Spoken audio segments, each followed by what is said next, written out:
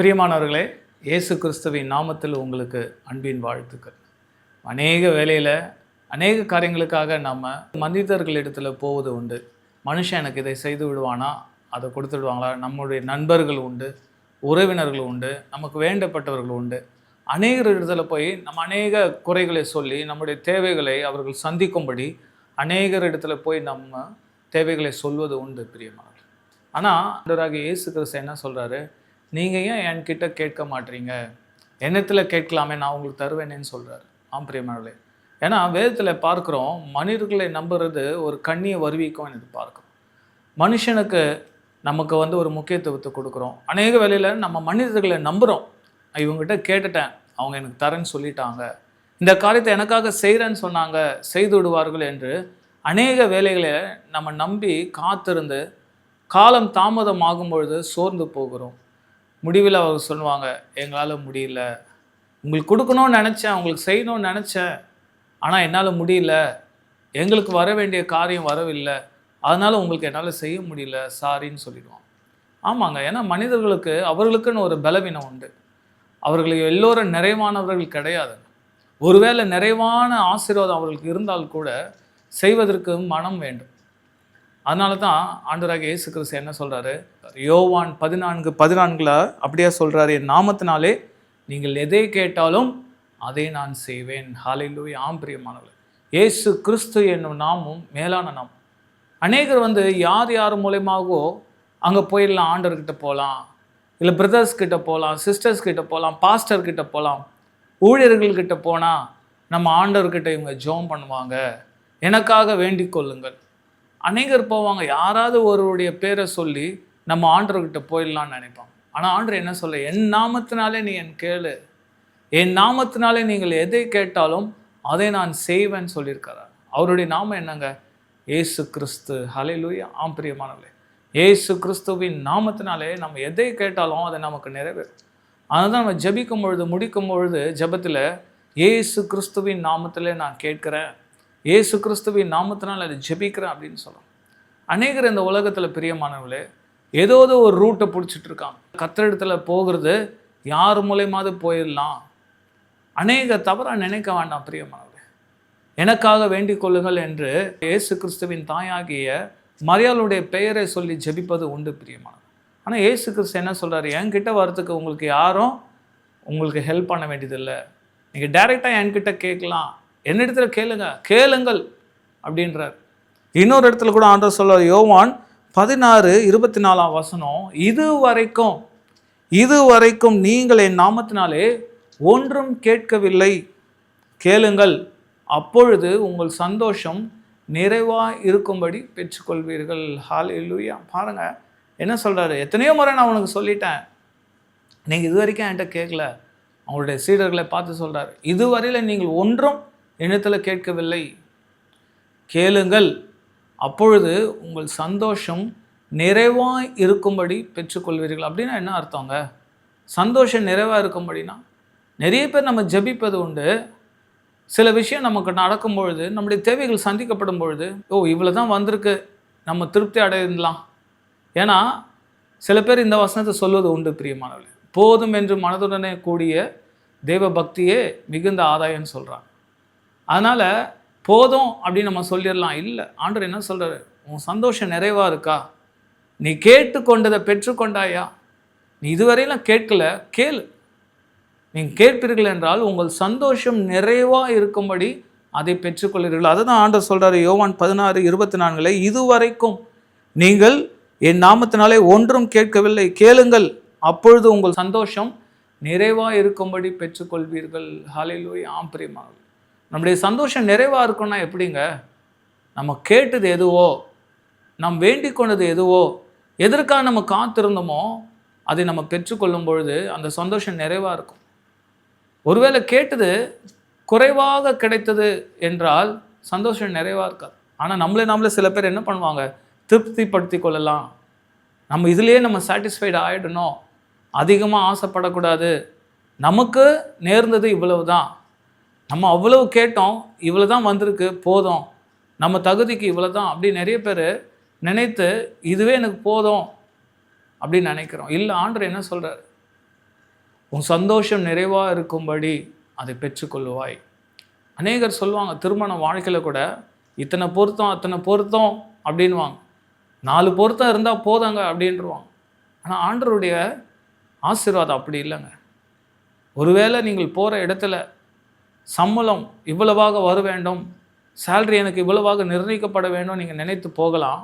ஆனால் ஒருவேளை குறைவாக இருக்கும்பொழுது நீங்கள் அதில் என்ன பண்ணலாம், அதுலேயே நான் ஸ்டிக் ஆகின்றேன், எனக்கு என்னுடைய தகுதி இவ்வளோ தான், நான் படித்தது என்னுடைய எக்ஸ்பீரியன்ஸுக்கு இவ்வளோ தான் அப்படி நீங்களே என்ன பண்ணுறீங்க, ஒரு பவுண்டரி போடுறீங்க. ஆண்டவர் என்ன சொல்கிறாரு, உங்கள் சந்தோஷம் நிறைவாக இருக்கும்படி.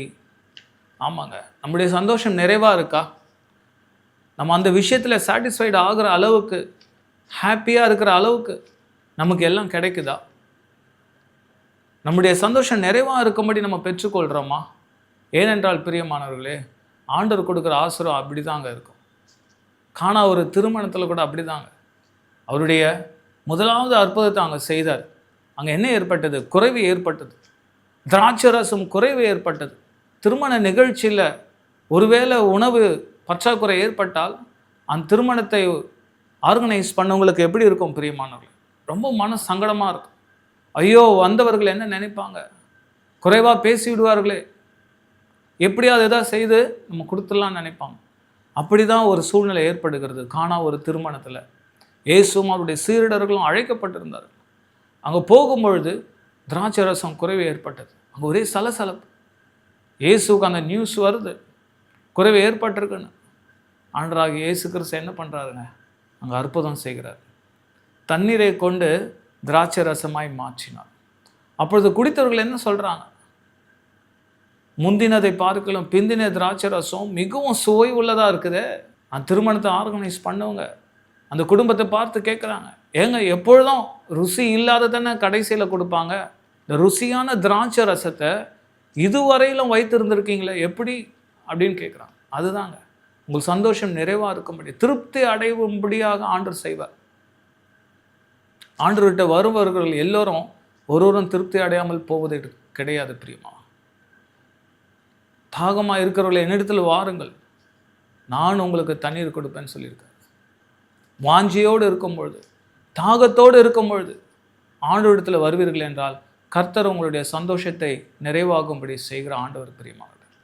அந்த திருமண வாழ்க்கையில் கூட ஆண்டவர் காணா ஒரு திருமணத்தில் திராட்சை ரசத்தை ருசியுள்ள திராட்சை ரசமாய் கொடுத்தார் பிரியமானவர். ஏதோ ஒரு அந்த இடத்துக்கு ஒரு காம்பன்சேட் பண்ணுறதுக்காக எப்படியாவது ஒரு திராட்சை ரசம் வந்தால் போதுன்னு அவர்களுக்கு யோசித்து கொண்ட நேரத்தில் ஆண்டவர் முந்தின ரசத்தை பார்க்கலாம் பிந்தின ரசம் சுவையுள்ளதாக மாறும்படி ஆண்டவர் செய்தார் பிரியமா. ஆம் பிரியமானவர், நம்முடைய வாழ்க்கையில் கூட அநேக காரியங்களை ஒரு கசப்பான சூழ்நிலை இருந்திருக்கலாம், ஏதோ ஒரு குறைவு போல இருக்கலாம். எங்கே போகிறது, என்ன பண்ணுறது, யாருக்கிட்ட போய் நான் கேட்பேன், இந்த சூழ்நிலை நான் யாருக்கு தெரியப்படுத்தணும்னு அநேகர் யோசித்து கொண்டிருக்கலாம். ஆனால் ஆண்டவர் என்ன சொல்கிறார், என் நாமத்தினால நீங்கள் கேளுங்க. நீங்கள் இதுவரையில் என் நாமத்தினால நீங்கள் கேட்கவில்லை, கேளுங்கள், அப்பொழுது உங்கள் சந்தோஷம் நிறைவாகும்படி பெற்றுக்கொள்வீர்கள். ஆம் பிரியமா, அநேகர் கேட்பது உண்டு ஆனால் அமைதியாகிடுவாங்க. ஆண்டவர்கிட்ட கேட்குறோம் ஆனால் அதற்கான ஒரு முயற்சியில் ஈடுபடுவது கிடையாது. சில விஷயம் அப்படிதாங்க. நம்ம மழை வருதுன்னு நம்ம ஜெபிப்போம், மழை வரும்னு விசுவாசிக்கணும். இப்போ வெளியில் போகும்போது குடையோடு போகிறது தான் விசுவாசம். உங்களுக்கு புரியுறதுக்காக எக்ஸாம்பிளுக்காக நான் சொல்கிறேன். நான் கிரியை இல்லாத விசுவாசம் செத்தது. ஆண்டவர்கிட்ட நான் கேட்டேன், அது செய்து விடுவார். அதற்காக நம்ம ஆயத்தப்படணும். ஆண்டவர்கிட்ட நான் கேட்டுட்டேன், ஆண்டவர் எனக்கு கொடுத்துடுவார். அதற்காக நம்ம என்ன முயற்சியில் ஈடுபடுறோம்? அநேகருடைய தேவைகள் சந்திக்கப்படணும்னா நம்மக்கிட்டேருந்து சில காரியத்தை கொடுக்கணும். நம்முடைய வாழ்க்கையில் எதை ஆண்டவர் கொடுக்கணும், எந்த காரியத்தில் நம்ம முயற்சி செய்ய வேண்டும். இன்னொரு இடத்துல பார்க்கும்பொழுது அவர் பிரசங்கிக்கும் பொழுது ஜனக்கூட்டம் திரளாக இருந்தது. அங்கே அப்பொழுது அவர்களுக்கு பசி உண்டாயிற்று. எப்படி இவர்களை நான் பசியோடு அனுப்புவேன் என்று இயேசு கிறிஸ்து நினைத்த பொழுது இவர்களுக்கு ஆகாரம் கொடுக்கணுமே அப்படின்னு நினைக்கிறான். தம்முடைய சீடர்களை கூப்பிட்டு கேட்கிறார் இயேசு கிறிஸ்து, இவர்களுக்கெல்லாம் நம்ம போஷிக்கணும் அப்படின்னும் பொழுது எப்படி ஆண்டவரே இந்த வனாந்தரத்தில் வந்து இந்த மலையில் வந்து ஒரு கடையும் கிடையாது, ஒன்றுமே கிடையாது, இந்த இடத்துல வந்து எப்படி இவர்களுக்கு நம்ம போஷிக்க முடியும்?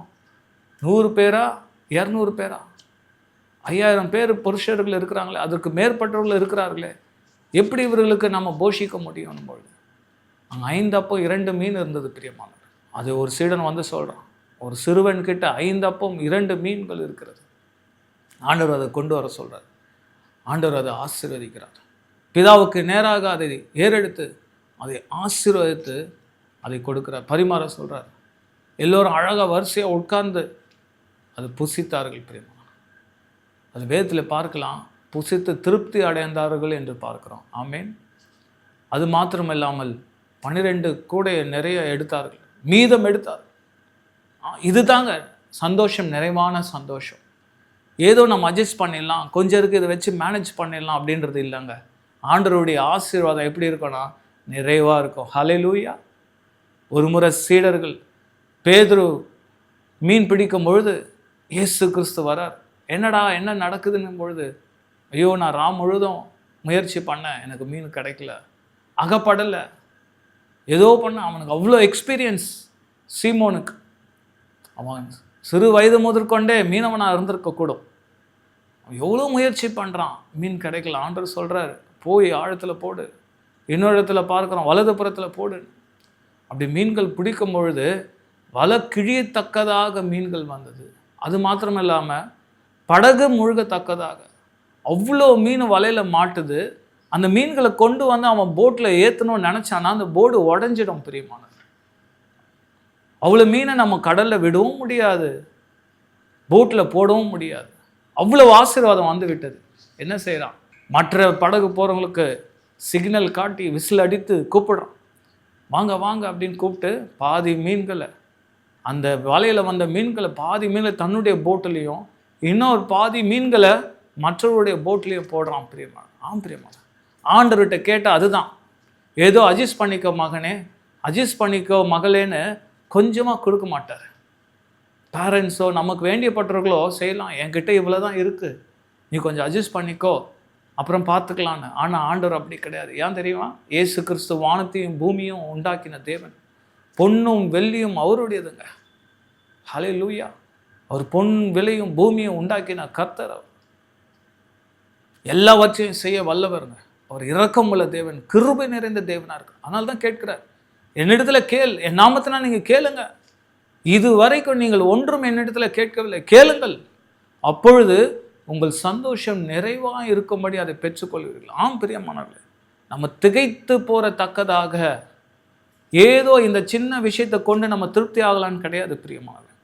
ஆண்டவர் ஆசீர்வாதம் பண்ணார்னா அப்படி தாங்க, அதில் மீதம் எடுக்கும்படி செய்வார். யாரும் ருசித்திராத வண்ணமாக அவர் ருசி உள்ளதாக மாற்றுவார் பிரியமானவர்களே. முந்தினதை பார்க்கலாம் பிந்தினதை ருசி உள்ளதாக இருந்தது போல, முந்தினதை பார்க்கலாம் பிந்தின உள்ள சீர் மகிமை உள்ளதாக இருக்கிறது போல உங்களுடைய வாழ்க்கை மாறும். ஆண்டவரிடத்தில் வருவீர்கள் என்றால், கர்த்தராக இயேசு கிறிஸ்துவை நீங்கள் நோக்கி பார்ப்பீர்கள் என்றால் பிரியமானவர்களே, உங்களுடைய வாழ்க்கை மாறும். ஒரு ஒளிமயமான வாழ்க்கை நீங்கள் பார்க்க முடியும். நீங்கள் வாடிய முகத்தோடு இருக்கலாம், சோர்ந்து போயிருக்கலாம், அநேக நாட்களாக காத்திருந்தனே, இங்கே கேட்டேன் அங்கே கேட்டேன் எனக்கு ஒன்றும் நடக்கலையே, நிறைய இடத்துல முயற்சி பண்ண எனக்கு வேலை கிடைக்கல, நிறைய இடத்துல இந்த விஷயத்துக்காக நான் ட்ரை பண்ண எனக்கு கிடைக்கல. ஆனால் ஆண்டவர் என்ன சொல்றார், என்கிட்ட வா, என் நாமத்தினால் என் கேளு, நீ எதை கேட்டாலும் நான் அதை செய்வேன். அவருடைய சித்தத்தின்படி கேட்டால் அதை நம்ம பெற்றுக்கொள்வோம் பிரியமானவர்களே. அதனால தான் ஆண்டவர் சொல்றாரு, உங்கள் சந்தோஷம் நிறைவாய் இருக்கும்படி அதை பெற்றுக்கொள்வீர்கள். ஹல்லேலூயா. எப்பொழுது நம்முடைய சந்தோஷம் நிறைவாக இருக்குங்க, நமக்கு போதும் என்று சொல்கிறதுக்கு மேலாக அதிகமாக நிறைவான ஆசீர்வாதம் வரும்போது. அதனால தான் வேதம் சொல்கிறது, அது போதுமானவருக்கும் அதிகமானவர் பிரியமானவர், அவர் மேலானவர். மல்கியால அழகாக ஒரு வசனம் சொல்லப்பட்டது, அவர் நமக்கு எப்படி கொடுப்பாராம், அமுக்கி குலுக்கி சரிந்து விழும்படி மடியில் வந்து கொட்டுவர்கள் பார்க்கலாம். ஆங்கில வேதத்தில் பார்க்கலாம், they will not be a room, அதற்கு ஒரு ரூம் கூட இருக்காது, அந்த அளவுக்கு ஸ்டோர் பண்ணுறதுக்கு ரூம் இருக்காதுன்னு சொல்கிறேன். அந்த அளவுக்கு ஆசீர்வாதம் வரும் உங்களுக்கு. ஆண்டவருடைய ஆசீர்வாதம் வறுமை என்றால் உங்களால் தாங்க முடியாது. அந்த அளவுக்கு கர்த்தருடைய ஆசீர்வாதம் உங்களை நோக்கி வரும் பிரியமானவர்களே. நான் இவ்வளோ தானே எதிர்பார்த்தேன், இவ்வளோ தானே கேட்டேன், ஆனால் ஆண்டவர் கையில் கொடுக்கும் பொழுது உங்களால் பிடிக்க முடியாது. பேதுருக்கு அதுதான் நடந்தது. ஆண்டவருடைய ஆசீர்வாதம் வரும்பொழுது அவனால் தாங்க முடியல. இந்த வலை கிழியத்தக்கதாக மீன்களை பிடிக்கிறான், போட்டு அமிழத்தக்கதாக உடையத்தக்கதாக மீன்கள் வருது, மற்றவனுடைய ஹெல்ப்பை தேடுறான். ஆம் பிரியமானவர்களே, உங்களுடைய சந்தோஷம் நிறைவாகும்படியாக கர்த்தருடைய ஆசீர்வாதம் உங்களை நோக்கி வர காத்திருக்கிறது. நீங்கள் செய்ய வேண்டியது அவரை நோக்கி பார்க்க வேண்டும். ஆண்டவர் அதான் சொல்ல, இதுவரைக்கும் நீங்கள் என் நாமத்தினால நீங்கள் கேட்கவில்லையே, கேளுங்கள், அப்பொழுது உங்கள் சந்தோஷம் நிறைவாகும்படி அதை பெற்றுக்கொள்வீர்கள். இன்னொரு இடத்துல பிரியமானவர்களே, 2 ராஜாக்கள் 3:9 பார்க்கலாம். அப்படியே இஸ்ரவேலின் ராஜாவும் யூதாவின் ராஜாவும் ஏதோமின் ராஜாவும் சேர்ந்து போனார்கள். ஆனாலும் அவர்கள் 7 நாள் சுற்றி திரிந்த போது அவர்களை பின் செல்லுகிற இராணுவத்துக்கும் மிருக ஜீவன்களுக்கும் தண்ணீர் இல்லாமல் போயிற்று. பாருங்க பிரியமானவர்களே, 7 நாள் சுற்றி திரிந்து வாருக்காக போகிறாங்க, ஒரு போருக்காக போகிறாங்க. இப்படி போகும்பொழுது சுற்றி திரிந்த பொழுது அவர்களுக்கு தண்ணீர் இல்லாமல் போயிடுச்சு. அவங்க கூட இருக்கிற இராணுவத்திற்கும் மிருக ஜீவனுங்களுக்கும் தண்ணி இல்லையா. மிருக ஜீவன்லாம் ஒருவேளை அவங்க யானை படைன்னு அப்போ வைத்திருப்பார்கள், குதிரை படைன்னு இருக்கும், குதிரை யானை, அதுக்கு எல்லாம் தண்ணி இல்லாமல் போயிட்டு, ஒட்டகத்துக்கு தண்ணி இல்லாமல் போயிருக்கலாம். மனிதர்களுக்கு தண்ணி இல்லை, போர் செய்வர்களுக்கு தண்ணீர் இல்லை. அங்கே எங்கே கிடைக்கும்? வனாந்தரத்தில். ஏதோ ஒருத்தர் 2 பேருக்குனா கூட ஏதோ ஒரு கிடைக்கலாம், வாய்ப்பு இருக்கும். கொஞ்சம் கிடைச்சா கூட போதும், ஒரு குட்டையில் இருக்கிற தண்ணி போதுமானதாக இருக்கும். ஆனால் பெரிய படை 3 ராஜாக்கள் சேர்ந்து போகிறாங்க, அவர்களுக்கு எப்படி தண்ணீர் கிடைக்கும்? அவங்க தத்தளிக்கிறாங்க. மற்ற வசனத்தையும் நான் உங்களுக்கு படிக்கிறேன் பாருங்க. 11ஆம் வசனத்தை படிக்கிறேன். அப்பொழுது யோசபாத், நாம் கர்த்தரிடத்தில் விசாரிக்கும்படி கர்த்தருடைய தீர்க்கதரிசி ஒருவரும் இங்கே இல்லையா என்று கேட்டதற்கு, எலியாவின் கைகளுக்கு தண்ணீர் வார்த்த சாப்பாத்தின் குமாரனாகிய எலிசா இங்கே இருக்கிறான் என்று இஸ்ரவேலின் ராஜாவின் ஊழியக்காரர்களில் ஒருவன் மறுமொழியாக சொன்னான். ஹல்லேலூயா. பாருங்க பிரியமானவர்களே, யோசபாத் கேட்குறார், இங்கே நமக்கு தீர்க்கதரிசி யாரும் கிடையாத, தீர்க்கதரிசிக்கிட்ட போனால் ஏதாவது இதுக்கு ஒரு தீர்வு கிடைக்குமேன்னு சொல்லும் பொழுது அப்போ தான் அங்கே இருக்கிற வேலைக்காரனில் ஒருத்தன் சொல்கிறான், எலியாவினுடைய அசிஸ்டன்ட் எலிஷா இருக்கிறாரு, அவரு ஒரு கர்த்தருடைய தீர்க்கதரிசி தான், அவர்கிட்ட நம்ம போய் கேட்கலாம் அப்படின்னு போகும்பொழுது எலிசாவை நோக்கி போகிறான். எலிசா கிட்ட போகும்பொழுது எலிசா கிட்ட போய் கேட்ட உடனே எலிசா என்ன சொல்கிறார் பாருங்க. 15ஆம் வசனத்தை படிக்கிறேன். இப்போதும் ஒரு சுரமண்டல வாத்தியக்காரனை என்னிடத்தில் கொண்டு வாருங்கள் என்றான். சுரமண்டல வாத்தியக்காரன் வந்து வாசித்த போது கர்த்தருடைய கரம் அவன் மேல் இறங்கி, அவன், கர்த்தர் உரைக்கிறது என்னவென்றால், இந்த பள்ளத்தாக்கில் எங்கும் வாய்க்கால்களை வெட்டுங்கள், நீங்கள் காற்றையும் காண மாட்டீர்கள், மழையையும் காண மாட்டீர்கள், ஆனாலும் நீங்களும் உங்கள் ஆடு மாடுகளும் உங்கள் மிருக ஜீவன்களும் குடிக்கும்படிக்கு இந்த பள்ளத்தாக்கு தண்ணீரால் நிரப்பப்படும் என்று கர்த்தர் சொல்லுகிறார். ஹல்லேலூயா. பாருங்க பிரியமானவர்களே, அந்த தீர்க்கதரிசி எலிஷா தீர்க்கதரிசனுடைய வாயிலிருந்து புறப்படுகிற வார்த்தை என்ன? இந்த பள்ளத்தாக்கில எங்கும் வாய்க்கால்களை வெட்டுங்க. என்ன பண்ணுங்க? வாய்க்காலை வெட்டுங்க, நீ ஆயத்தப்படு, தண்ணி வரும். அவங்க யோசிக்கலாம், எப்படி இதை வெட்ட சொல்கிறாங்க, மழையும் வராதுன்றாங்க, அப்போ எப்படிங்க தண்ணி வரும்? நீங்கள் காற்றையும் காண மாட்டீர்கள், மழையும் காண மாட்டீர்கள், ஆனாலும் வாய்க்கால்கள் தண்ணீரால் நிரப்பப்படும். நீ குடிக்கிறதற்கும் உன்னுடைய மிருக ஜீவன்கள் குடிப்பதற்கும் இந்த பள்ளத்தாக்கு தண்ணீரால் நிரப்பப்படும். ஹல்லேலூயா. அதுதாங்க ஆண்டவருடைய அற்புதம். ஏன் மனிதருக்கும் ஆண்டவருக்கும் வித்தியாசம் என்று சொல்லுகிறேன் என்றால், ஆண்டவர் அற்புதம் செய்கிற தேவன், அதிசயங்களையும் அற்புதங்களையும் ஆச்சரியமான காரியங்களை செய்கிற கர்த்தர் பிரியமானவர். ஒருவேளை டாக்டர்ஸ் இது முடியாதுன்னு என்று சொல்லலாம், உங்களுக்கு எப்பொழுதும் உதவி செய்கிறவர்களுக்கு முடியாது என்று கையை வெறுத்து விடலாம். ஆனால் கர்த்தருடைய கை குறுகி போவது கிடையாது பிரியமானவர். ஒரு பொய் சொல்ல ஒரு மனுஷன் அல்ல, மனமாற ஒரு மனுபுத்திரனும் அல்ல பிரியமானவர்களே. தேவனிடத்தில் நீங்கள் கேட்கும் பொழுது அதை பெற்றுக்கொள்வீர்கள், உங்கள் சந்தோஷம் நிறைவாகும்படி பெற்றுக்கொள்வீர்கள், நிறைவான ஆசீர்வாதத்தை பெற்றுக்கொள்வீர்கள். இங்கே என்ன சொல்லப்பட்டிருக்கு? வாய்க்கால்களை வெட்டுங்கள். இங்கே முழுவதுமாக எல்லா இடத்துல என்ன பண்ண, இந்த பள்ளத்தாக்கில எங்கும் வாய்க்கால்களை வெட்டுங்கள், நியாயத்தப்படு. என்ன ஆகும்? நீங்கள் காற்றையும் காண மாட்டீர்கள், மழையும் காண மாட்டீர்கள், ஆனாலும் இந்த பள்ளத்தாக்குகள் எல்லாம் தண்ணீரால் நிரப்பப்படும். இந்த வாய்க்கால்கள் எல்லாம் தண்ணீரால் நிரப்பப்படும். இந்த பள்ளத்தாக்கில் நீ வெட்டின வாய்க்கால்கள் தண்ணீரால் நிரப்பப்படும். தீர்க்கதரிசன வார்த்தை புறப்பட்டு வருகிறது. தேவ ஆவியினால் நிரப்பப்பட்ட எலிஷா தீர்க்கதரிசி சொல்லுகிறார், வாய்க்கால்கள் தண்ணீரால் நிரப்பப்படும். அதை செய்தார்களா? ஆம் பிரியமானவர்களே.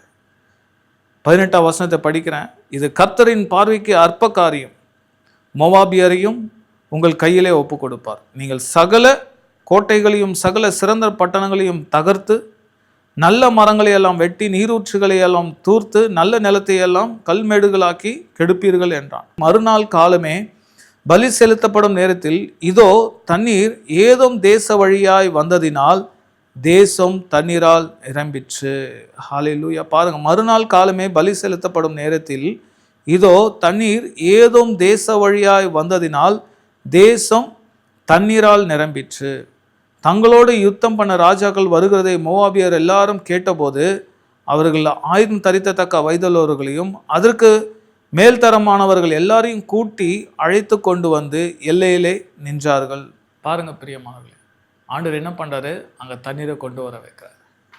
பள்ளத்தாக்கு எங்கே வாய்க்கால்கள் வெட்டப்பட்ட இடத்துல தண்ணீர் நிரப்பப்படுகிறது. எப்படி? அதுதான் தேவனால் ஒரு அற்புதம், தேவனுடைய கிரியை பிரியமா. அங்கே அவர்களுக்கு தண்ணி கிடைப்பதற்கு வாய்ப்பே கிடையாது. தண்ணீர் கிடைப்பதற்கு அவர்களுக்கு எந்த ஒரு அறிகுறியும் கிடையாது. வனாந்தரத்தில் இருக்கிறாங்க. ஆனால் ஆண்டவர் என்ன செய்கிறாரு? அவர்கள் கேட்ட மாத்திரத்தில், நீங்கள் பள்ளத்தாக்கு எங்கும் வாய்க்காலை வெட்டுங்க, நான் அதை நிரப்புறேன். காற்றையும் காண மாட்டீர்கள், மழையும் காண மாட்டீர்கள். ஆனாலும் உங்களுக்கும் மிருக ஜீவனுக்கும் தண்ணீர் குடிக்கத்தக்கதாக அந்த வாய்க்கால் தண்ணீரால் நிரப்பப்படும். ஆம் பிரியமானவர்களே, அதுதான் ஆண்டவர் இங்கே செய்தார். தண்ணீர் நிரப்பப்பட்டது. எங்கிருந்து வந்ததான்? மறுநாள் காலமே பலி செலுத்தப்படும் நேரத்தில் இதோ தண்ணீர் ஏதோம் தேச வழியாய் வந்ததினால் தேசம் தண்ணீரால் நிரம்பிற்று. ஹல்லேலூயா. ஆம் பிரியமானவர்களே, இது எவ்வளோ பெரிய அற்புதம். இல்லைன்னா அவங்க என்ன இருப்பாங்க? தாகத்திலே செத்து போயிருப்பாங்க. ஒருவேளை அந்த போருக்கு போயிருந்தாங்கன்னா ரொம்ப விடாய்த்த ஆத்மாவோடு இருந்து சோர்ந்து போய் எக்ஸாஸ்ட் ஆகி அவங்க தோல்வியை தழுவி இருக்கலாம். ஆனால் ஆண்டவர் அவர்களுக்கு பலனை கொடுக்கும்படியாக அவர்கள் கேட்டுக்கொண்ட தண்ணீரை கொடுத்தார். ஆம் பெரியமா, நம்முடைய வாழ்க்கையில் கூட அநேகர் சோர்ந்து போயிருக்கலாம். ஆனால் யாரும் ஆண்டவர்கிட்ட போய் கேட்டால் கிடைக்குமான்றது நம்பிக்கை இல்லைங்க. அநேகருக்கு அநேக கவலைகள் உண்டு, போராட்டங்கள் உண்டு, அநேகருக்கு அநேக தேவைகள் உண்டுங்க. தேவையில்லாத மனுஷனே கிடையாது. எவ்வளோ கோடீஸ்வரங்களாக இருந்தாலும் அவங்களுக்கு ஏதாவது குறைகள் இருக்கும். ஆனால் ஆண்டவர் என்ன சொல்கிறார்? உன் குறைகளை நான் நீக்குவேன். ஏன்னா ஆண்டவருடைய வார்த்தை நிறைவானது வரும்பொழுது குறைவானது ஒழிந்து போகும் என்று பாருங்க. அதுதான் கானா ஒரு கல்யாணத்தில் நடந்ததுங்க.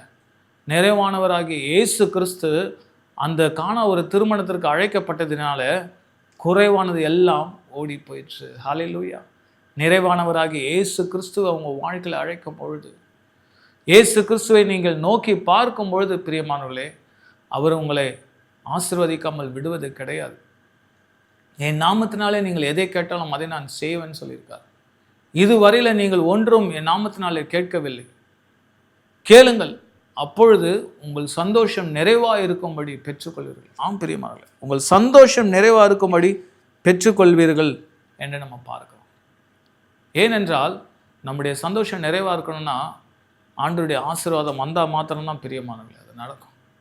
இன்னொரு வசனம் இப்படியா சொல்லப்பட்டிருக்கு. சங்கீதம் 81:10, உன்னை எகிப்து தேசத்திலிருந்து புறப்பட பண்ணின உன் தேவனாகிய கர்த்தர் நானே, உன் வாயை விரிவாய் தர நான் அதை நிரப்புவேன். ஹல்லேலூயா.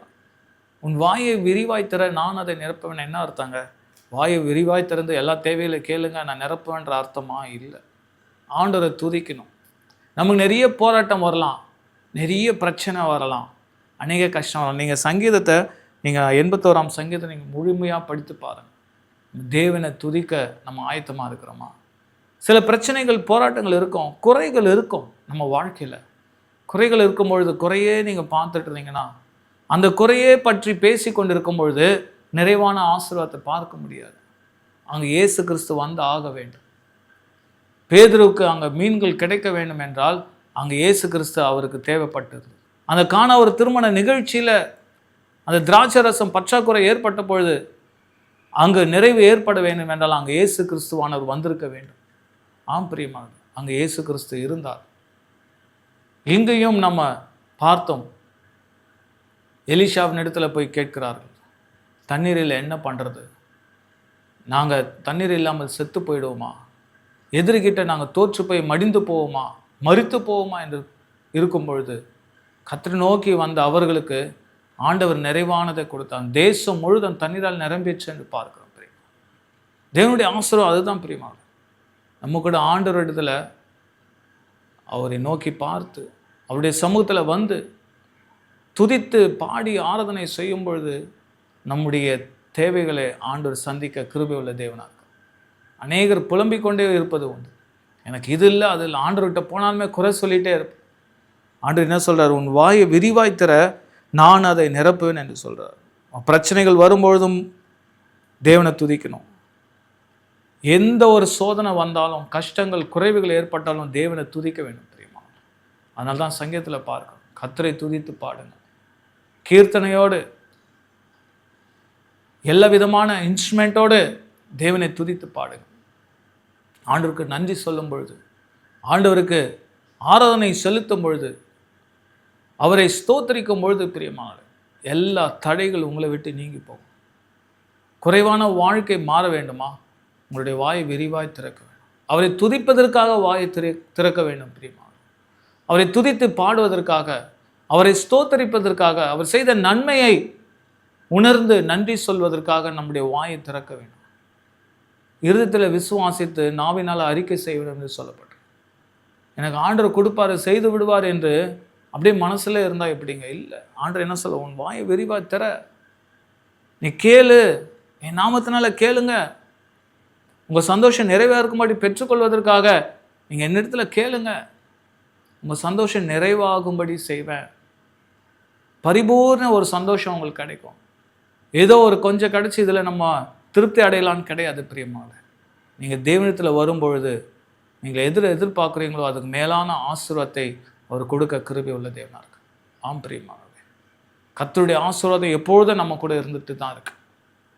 யோவானில் பார்த்தபடி, என் நாமத்தினாலே நீங்கள் எதை கேட்டாலும் அதை நான் செய்வேன். இதுவரைக்கும் நீங்கள் ஒன்றும் என்னிடத்தில் கேட்கவில்லை, கேளுங்கள், அப்பொழுது உங்கள் சந்தோஷம் நிறைவாக இருக்கும்படி அதை பெற்றுக்கொள்ளும். ஆம் பிரியமாக, தேவனிடத்தில் கேட்க நீங்கள் ஆயத்தமாக இருக்கிறீங்களா? அவரை துதிக்க, அவரை ஆராதனை செய்ய, அவரை ஸ்தோத்தரிக்க நீங்கள் ஆயத்தமாக இருக்கிறீங்களா? எதற்காக நம் வாயை விரிவாக திறக்க வேண்டுமா? அவரை பாடுவதற்கு, அவருடைய மகிமையான காரியங்களை, அவருடைய வல்லமையான காரியங்களை, அவருடைய மகத்துவமான காரியங்களை துதித்து பாடும் பொழுது, ஆராதனை செய்யும் பொழுது பிரியமானவர்களே, உங்களுடைய குறைகள் எல்லாம் உங்களை விட்டு நீங்கிவிடும். ஆம் பிரியமாக, இயேசு கிறிஸ்துவுக்கே மகிமை உண்டாகட்டும். கர்த்தருடைய ஆசீர்வாதம் எப்பொழுதும் உங்களோடு இருப்பதாக. ஆமென்.